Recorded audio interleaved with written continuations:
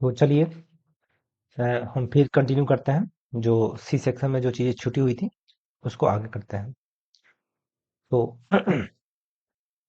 हमने उससे जो है उस क्लास में हमने कहाँ तक किया हुआ था, तो पशुपालन तक कंप्लीट कर लिया था। फिर अगला पशुपालन के बाद हमको क्या करना है, शिल्प उद्योग को पढ़ना है। तो बोल रहा है कि इसमें जो उद्योग थे, प्रमुख उद्योग कौन था, तो सूती की कताई इसके प्रमुख उद्योग थे। फिर करके कपास से वस्त्रों का निर्माण और सूती वस्त्रों का निर्माण, यानी कि मिला जुला कर ये सब का क्या था, तो सूती वस्त्रों का निर्माण करना, यानी कि कपास से सूती वस्त्रों का निर्माण करना इसके प्रमुख उद्योग थे। फिर बोला है कि सूती वस्त्र उद्योग के साक्ष्य कहाँ कहाँ से मिले हैं, तो इस साक्ष्य मिले हैं मोहनजोदड़ो से। करे कि इससे प्राप्त तांबे में लिपटा हुआ सूती वस्त्र एवं सूती धागे का साक्ष्य मिला है। सौल के उड़े हुए पुजारी के साक्ष्य भी इस बात को प्रमाणित करते हैं कि यहाँ पे सूती वस्त्र इंपॉर्टेंट होगा। फिर बोला कि काली बंगा से भी प्राप्त होता है, तो काली बंगा से किस रूप में, करे कि मृत भांड के टुकड़े पर लिपटा हुआ सूती वस्त्र का साक्ष्य यहाँ से मिला है। फिर सूती वस्त्र में लिपटा हुआ एक उस्तरे, यानी कि छूड़ा जिससे हम लोग दाढ़ी बनवाते हैं, उसके साक्ष्य मिले हैं। फिर बोला कि लोथल में जो है स्टाम्प पर सूती वस्त्र के साक्ष्य मिले हैं। तो ये सारे के सारे साक्ष्य हैं जो ये बताते हैं कि उस वक्त सबसे इंपॉर्टेंट जो उद्योग था वो कौन था, सूती वस्त्र था। अन्य उद्योग की बात करें तो अन्य उद्योगों में कौन था, तो अन्य उद्योग में देखिएगा कांस्य से निर्मित जो वस्तुओं के उद्योग, जैसे कि बर्तन, मूर्ति, कृषि संबंधित जो अन्य उपकरण आदि, ये उसके उद्योग थे।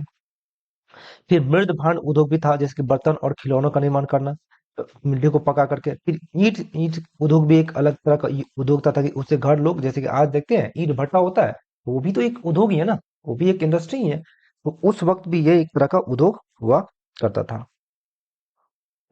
फिर बात करते हैं नाव नाव उद्योग भी एक उद्योग रहा होगा, क्योंकि नाव के माध्यम से लोग क्या करते थे, व्यापार करते थे, फिर यहाँ से वहां जाया करते थे। फिर बोल रहा है कि मृण मूर्तियों से संबंधित उद्योग भी हुआ, यानी कि मिट्टी से बने हुए मूर्ति का भी उद्योग रहा होगा। फिर आभूषण उद्योग, यानी कि हड़प्पा सभ्यता का जो निवासी थे वो आभूषण प्रिय थे, यानी कि स्त्रियों के साथ साथ पुरुष भी बड़े पैमाने पे आभूषण पहना करते थे। तो हो ना हो, इस आभूषण को मनाने के लिए एक बहुत बड़े पैमाने पे एक शिल्पी उद्योग हुआ रहा होगा उस समय। फिर युद्ध से संबंधित उपकरण की बात की जाए तो आपको पहले ही मैं बता चुका हूं कि जो हड़प्पावासी थे, प्राप्त पुरातात्विक साक्ष्य या अन्य साक्ष्यों के आधार पे ये माना गया है कि उस कालखंड में, यानी कि हड़प्पा सभ्यता के जो लोग थे वो शांति प्रिय थे, ना कि युद्ध प्रिय। लेकिन फिर भी कुछ ऐसे प्रमाण मिले हैं जो वर्तमान में देखा जाए तो वो उनका संबंध हम कहाँ से करते हैं, तो युद्ध संबंधित चीजों से करते हैं, युद्ध संबंधित उपकरणों से करते हैं। लेकिन ये भी हो सकता है कि भाई वो अपने सुरक्षा के दृष्टिकोण से ऐसे किए हों, जानवरों से बचने के लिए। लेकिन सुरक्षा के दृष्टिकोण से किसी चीज का निर्माण करना, इस बात का आई थिंक मुझे नहीं प्रमाणित करता कि वो युद्ध प्रिय हो। तो युद्ध प्रिय वो नहीं थे, लेकिन फिर भी कुछ उपकरण मिले। तो सबसे पहले देखिए कह रहा है कि वो कौन थे शांति प्रिय, तो किसके कहते हैं, जॉन मार्शल के अनुसार हड़प्पावासी युद्ध विमुख शांति प्रिय लोग थे। किसके अकॉर्डिंग, जॉन मार्शल के अकॉर्डिंग। लेकिन कह रहा है कि पुरातात्विक स्रोतों के आधार पे हड़प्पावासी भले ही आक्रामक ना हो, परंतु अपनी सुरक्षा के प्रति काफी जागरूक या सजग थे। यही वजह था कि नगरों को विशाल रक्षा प्राचीरों से घेरे घेरे जाता था एवं उनकी सुरक्षा के लिए अन्य उपकरण बनाए जाते थे। मैंने वही पहले ही बोल दिया, जैसे कि जो उपकरण है, भाला हो गया, चाकू हो गया, कुल्हाड़ी हो गया, त्रिशूल हो गया। तो जैसे कि ऋतिक रोशन जो होता है त्रिशूल से क्या करता है, वो नदी में मोहनजोदड़ो में क्या करता है, मगरमच्छ को मारता है। तो त्रिशूल का मतलब ये तो होता ही नहीं कि हमको युद्ध करना है। त्रिशूल का मतलब क्या होता है, यदि आप पे कोई अटैक करे, यदि आप पे कोई जानवर या कुछ ऐसा आक्रमण करे तो उससे आपको सुरक्षा हो सके, उसके लिए इस चीज को बनाया जाता था। बाकी इसका पर्पस युद्ध करना नहीं होता था। फिर वाणिज्य और व्यापार के दृष्टिकोण से देखा जाए चीजों को, तो करें कि हड़प्पा वासी के जीवन में महत्वपूर्ण स्थान किसका था, वाणिज्य और व्यापार का था। तो इसके संदर्भ में साक्ष्य क्या क्या है, तो क्या जैसे कि अन्नागार, अन्नागार कहाँ पे होगा, यानी कि अत्यधिक मात्रा में जब अनाज हो गया तो उसी को रखने के लिए क्या हो जाएगा, अन्नागार रखा जाएगा एक जगह, जैसे कि आज के डेट में कोल्ड स्टोर होता है। और फिर वो उसको क्या किया जाता होगा, बेचा जाता होगा। फिर बंदरगाह होना, बंदरगाह से क्या होता था, व्यापार होगा। फिर नाव उद्योग इस बात के को प्रमाणित करते कि होना हो वहां पे उद्योग ठीक ठाक कंडीशन में होगा। फिर मिट्टी के बने हुए मोहर भी, जब मिट्टी के मोहर, कोई मोहर जैसे कि मान लीजिए अगर आप यहाँ से कोई सामान कहीं और जगह भेजते हैं तो उस पर क्या लगवाते हैं, क्यूआर कोड लगवाते हैं। आज क्यूआर कोड आया, पहले तो मोहर लगता था ना, मोहर लगा करके भेज दिया जाता था। तो मोहर का होना भी इस बात का को प्रमाणित करते हैं कि हो ना हो, इसमें व्यापार और वाणिज्य को काफी इंपॉर्टेंट दिया जाता होगा। फिर देखिए कि माप तौल संबंधित वस्तुओं का साक्ष्य, जैसे कि जो बाट का या माप तौल संबंधित वस्तुओं का अगर साक्ष्य मिला तो माप तौल कब किया जाएगा, क्यों किया जाएगा, व्यापार करने के दृष्टिकोण से किया जाएगा। मान लीजिए कि आपको किसी व्यक्ति को कुछ देना है, तो कितना दिए हैं उसकी मात्रा तो आपको पता होनी चाहिए। तो उस वक्त ये मापतोल की मात्रा रही होगी, और आज भी तो होती है ना। जैसे कि अगर हम किसी को अगर 5,000 रुपया दे तो भी एक मापतोल की मात्रा होगी ना। अगर हम 5 केजी किसी को अनाज दे दे तो वो भी एक मापतोल की एक मात्रा ही हो गई। तो ये सारे का सारे इस बात को प्रमाणित करते हैं कि उस वक्त वाणिज्य और व्यापार हड़प्पा वासियों के जीवन में काफी इंपॉर्टेंट या अहम भूमिका रखता था। फिर अगर देखते हैं कि हड़प्पा सभ्यता में विदेशी वस्तुओं का साक्ष्य भी मिला है। जो विदेशी वस्तु, मान लीजिए कि आप यहाँ बिहार में है, ठीक है, या मान लीजिए कि आप इंडिया में है, और इंडिया में अगर यूएसए का कोई ऐसा वस्तु मिलता है, और यूएसए में आपके इंडिया का कोई वस्तु मिलता है, या मान लीजिए कि चाइना, इंडिया में यहाँ हो गया यूएसए, ये हो गया चीन, और इंडिया में चीन का कोई वस्तु मिलता है, और चीन में इंडिया का कोई वस्तु मिलता है, तो इसका मतलब क्या है? इसका मतलब तो यही है ना। इसका मतलब क्या है? इसका मतलब ये है कि हो ना हो यहाँ पे क्या होता होगा, इंडिया और यूएसए से व्यापार होता होगा। क्लियर। फिर बात करते हैं बाह्य व्यापार की। तो बाह्य व्यापार मतलब बाह्य व्यापार के लिए क्या क्या होता था? वस्तु का आयात निर्यात, यानी कि आयात का मतलब होता है किसी देश से अपने यहाँ मंगाना, निर्यात का मतलब होता है अपने देश से किसी दूसरे देश को कोई चीज भेजना। अगर देखिए व्यापार, बाह्य व्यापार में कहते हैं सुमेर शासक, मतलब बाहरी देशों में व्यापार होता था, तो ये क्या होता था या नहीं होता था? तो इसके संबंध में सुमेर शासक, सुमेरियाई शासक सारगोन के अभिलेखों में मेसोपोटामिया के का अन्य देशों के साथ व्यापार होने का भी उल्लेख किया गया। तो वो कैसे है? तो इसमें दिखेगा। तो उस अभिलेख में कहा गया है कि कुछ शब्दों का उल्लेख, जैसे मेलुहा है, ढिलमुन है और मक्कन है। और उस अभिलेखों में जो मेलुहा शब्द का प्रयोग किया गया, ढिलमुन शब्द का प्रयोग किया गया, मक्कन शब्द का प्रयोग किया गया, वो तो ये मेलुहा शब्द किसके लिए प्रयोग किया गया था? वर्तमान सिंधु क्षेत्र के लिए किया गया है। ढिलमुन किसके लिए किया? तो फारस की खाड़ी के लिए किया गया। मकान किसके लिए? तो मकरान तट के लिए किया गया।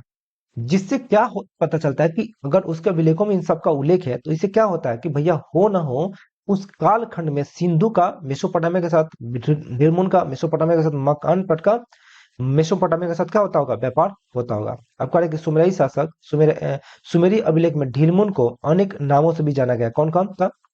देखो, सूर्योदय का क्षेत्र, साफ सुथरा नगरों का शहर, और हाथियों का देश इसको कहा गया। मोस्ट इंपोर्टेंट एग्जाम के पॉइंट ऑफ व्यू से।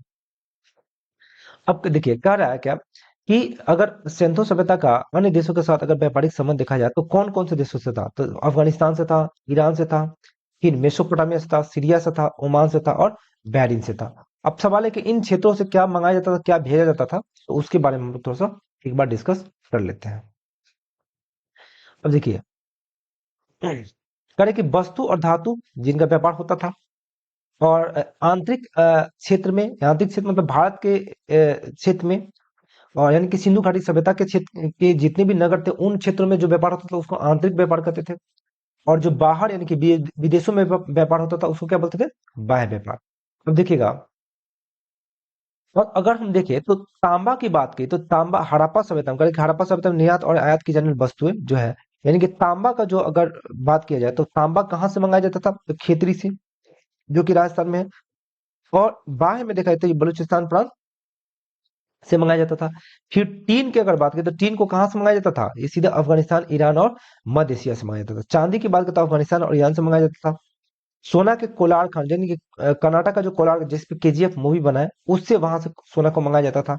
और बाह्य की बात करें तो ये पाकिस्तान, अफगानिस्तान से मंगाया जाता था। लाजवत अगर बात की जाए, लाजवत मनी का, तो ये कश्मीर से मंगाया जाता था भारतीय स्तर पे। और इसमें अगर भारत से बाहर की बात करें तो बदखासा जो अफगानिस्तान में, और मेसोपोटामिया ईरान से इसको मंगाया जाता था। नेक्स्ट बात करते हैं, अगर हम बात करें सेल खड़ी का, तो सेल खड़ी का कहाँ से मंगाया जाता था? राजस्थान से और गुजरात से। लेकिन अगर भारत से बाहर की बात करें, बलूचिस्तान, पाकिस्तान से मंगाया जाता था बाय में देखा जाए तो। अगर नीलमणि की बात करते हैं, महाराष्ट्र से मंगाया जाता था। और सीसा की बात करते हैं, राजस्थान से और अफगानिस्तान तथा ईरान से मंगाया जाता था। फिरोज जो पत्थर होता है उसको अफगानिस्तान, ईरान और खुरासान से मंगाया जाता था। गोमेज जो पत्थर होता है उसको सौराष्ट्र, कठियावाड़ और क्षेत्र और गुजरात, पंजाब से भी मंगाया जाता था, या वहां पे व्यापार इसकी होती थी। संघ का जो व्यापार होता था सौराष्ट्र, यानी कि संघ कहाँ मिलेगा? समुद्र के किनारे, तो सौराष्ट्र समुद्र के तट पे ही है, तो वहां से मंगाया। तो फिर शिलाजीत और देवदार, ये हिमालय, शिलाजीत आज भी देखिए कहाँ से आता है? तो जो हिमालय क्षेत्र है वहां से आता है, तो वहां पे इसके व्यापार हुआ करते थे। फिर अगर बात करें कि ब्लेड, स्लेटी या पत्थर या संगमरमर, ये कहाँ से आता था? सारे के सारे राजस्थान से आते थे। फिर कार्नेलियन जो होता था, एक तरह का पत्थर होता था, और ये कहाँ से मंगाया जाता था? सौराष्ट्र से। अब बोल रहा है कि सिंधु घाटी सभ्यता के लोगों के जीवन में व्यापार एवं वाणिज्य का बहुत ही ज्यादा महत्व था। इसकी पुष्टि हड़प्पा, मोहनजोदड़ो तथा लोथल से अनाज के बड़े बड़े कोठार पाए जाने से ही नहीं होती है, बल्कि बड़े भूभाग में ढेर सारी मिट्टी की मोहरें एवं एकीकृत लिपि एवं मापतौल के अस्तित्व को भी ये सारे का सारे प्रमाणित करते हैं। मतलब व्यापार था, तो व्यापार बस इस बात से वो नहीं होता कि सिंधु घाटी सभ्यता के लोग व्यापारी, मतलब क्या, या व्यापारी थे, या फिर वो वहां पे बड़े बड़े नगर थे, या फिर बहुत बड़े बड़े वहां पे अन्न कोठार था, अन्नागार था। इसके अतिरिक्त यहाँ पे जो जैसे कि लिपि का पाया जाना, फिर मोहरों का पाया जाना, माप तौल की सारी प्रणाली का पाया जाना, इस बात को आगे चलकर संकेत करते हैं कि यहाँ पे होना हो व्यापार और वाणिज्य काफी उन्नत अवस्था में रहा होगा। फिर बोला कि हड़प्पाई लोग उन्नत वाणिज्य एवं व्यापार का कारण, हड़प्पाई कहते हैं हड़प्पाई नगरीकरण का उन्नत क्या वाणिज्य एवं व्यापार का कारण एवं परिणाम दोनों था। फिर बोला कि इसके अंतर्गत हमें व्यापार के निम्नलिखित रूप को देखने को मिलते हैं, जैसे गांव एवं नगर के बीच, नगर एवं दूसरे नगर के बीच, भारतीय उपमहाद्वीप के बीच, भारतीय उपमहाद्वीप के बाहर। भारतीय देखिए उपमहाद्वीप में 7 देश आते हैं, इस बात को ध्यान रखिएगा। अब बोले कि हड़प्पाई लोग सिंधु क्षेत्र के अंतर्गत पत्थर, धातु, हड्डी आदि का व्यापार करते थे। क्योंकि हड़प्पा सभ्यता में धातु के सिक्का का प्रचलन नहीं था, अतः आदान प्रदान वस्तु विनिमय प्रणाली के द्वारा संपन्न कराया जाता था। फिर नेक्स्ट बात करते हैं, पहले कि सिंधु घाटी सभ्यता के आंतरिक व्यापार अत्यंत विकसित अवस्था में था। कृषि उत्पादों के तैयार माल से विनिमय प्राय नगरों तथा अन्य व्यापारिक केंद्रों पे होता था। यानी कि अगर कृषि उत्पादन करने का कार्य करता था किसानों का गांव में, और इन जो अनाजों को हम कहाँ भेजते थे, तो ये अक्सर हम लोग नगरों में भेजा करते थे या व्यापारिक केंद्र में भेजते थे। फिर बोला कि गांवों से कच्चे माल के रूप में मतलब का खाद्य सामग्री आती थी, और इसके बदले सूती वस्त्र और धातु की बनी हुई वस्तुओं को, जैसे कृषि उपकरण हो गए, बर्तन हो गए, आभूषण हो गए, ये सारे के सारे बदल दिए जाते थे।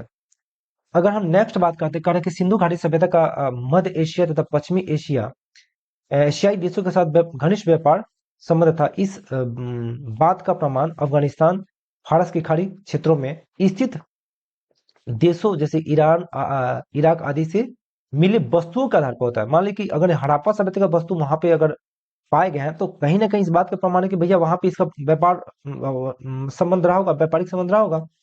फिर बोले कि उदाहरण के लिए लाजवट मणि और चांदी का अफगानिस्तान से आयात किया जाता था, क्योंकि अफगानिस्तान का बदगासा जो क्षेत्र है लाजवट मणि के लिए प्रसिद्ध है। इसके अतिरिक्त सिंधु लोग ने उत्तरी अफगानिस्तान में अपना व्यापारिक वाणिज्य भी स्थापित किया था, इसलिए अफगानिस्तान के सुर्तगई को मध्य व्यापारिक बस्ती भी माना जाता है। ये आपके एग्जाम के रिमाइंडर से काफी इंपॉर्टेंट, ये पूछा जाता है कि यह स्थल जो हड़प्पा सभ्यता से संबंधित है वो कहाँ पे, किस देश में। नेक्स्ट अगर बात करते करें कि इसके अतिरिक्त मध्य एशियाई देश जैसे कि तुर्कमेनिस्तान, बहरीन द्वीप के रस अल कला क्षेत्र से और कुवैत के समीप स्थित फलका नामक स्थल से सिंधु कालीन व्यापार के भी साक्ष्य मिलते हैं। फिर बोला है कि सिंधु सभ्यता में सिंधु और मेसोपोटामिया के बीच होने वाले व्यापार में बिचौलियों का जो भूमिका होता था बहरीन द्वीप करता था। ठीक है, मतलब कहने का मतलब क्या है कि सिंधु घाटी सभ्यता जो के लोग जो थे, वो वस्तुओं को कहाँ लेकर बेचते थे, बहरीन द्वीप पे। और बहरीन द्वीप पे जो लोग थे वो आगे क्या करते थे, उसको मेसोपोटामिया तक भेजा करते थे। फिर देखते हैं, फिर क्या करें कि सिंधु सभ्यता और मेसोपोटामिया के बीच होने वाले व्यापार के अभिलेखित साक्ष्य मौजूद है। जैसे कि हम लोग पहले ही देख चुके हैं कि जो सुमेरियाई शासक कौन है, सारगोन है, अपने अभिलेख में यह दावा करता है कि भीलमुन, मक्कन और मेहुला के जहाज उसकी राजधानी में लंगर डालते थे। यानी कि वहां पे जब व्यापार के लिए जो जहाज आता था, तो उसके जो समुद्री तट था, उस समुद्री तट पे क्या होते थे, वो अपने नाव को टिका के रखते थे। फिर कह रहे कि ढिलमुन की पहचान वर्तमान में बहरीन तट से की गई है, तथा मक्कन की पहचान मकरान तट से, अ, और और जो मेलुहा जो है, मेलुहा का पहचान सिंधु घाटी सभ्यता से की गई है। अतः इसे क्या पता चलता है, अतः ये इससे पता चलता है कि 100% हो ना हो, इसका व्यापारिक संबंध क्या हुआ होगा, अन्य देशों के साथ रहा होगा। तो थैंक यू फॉर वाचिंग। और इस वीडियो में हम जो है हड़प्पा सभ्यता की जितनी व्यवस्थाएं थी उसको कंप्लीट करने का हम लोग कोशिश की है। ये वीडियो आपके लिए किसी तरह से यूजफुल हो, लाभदायक हो, प्लीज इसे लाइक करें, शेयर करें, और चैनल पर नया हो तो सब्सक्राइब करें। Thank you for watching.